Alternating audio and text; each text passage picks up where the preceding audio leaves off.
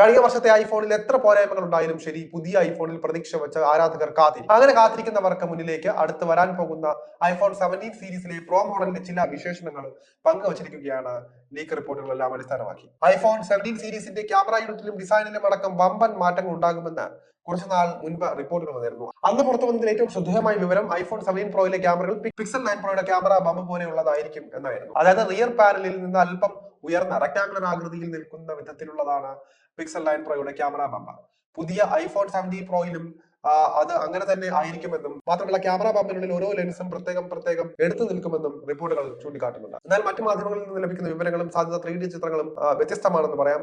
ഇപ്പോൾ FPTയിലെ John processor പങ്കുവച്ചിരിക്കുന്ന 3D ചിത്രങ്ങൾ പുതിയ ഐഫോണുകളുടെ അന്തിമ രൂപം എങ്ങനെയായിരിക്കുമെന്ന് കാണിക്കുന്നുണ്ട്. ഇത് പ്രകാരം മുമ്പ് കണ്ടതുപോലെ നിരനിരയല്ല, മറിച്ച് 3 ലെൻസുകൾ ഇപ്പോഴും പതിവ് പോലെ ഇടതുവശത്താണ് കാണുന്നത്. എന്നാൽ ക്യാമറ യൂണിറ്റിന്റെ ഡിസൈൻ മാറ്റം വരുത്തിയിട്ടുണ്ട്.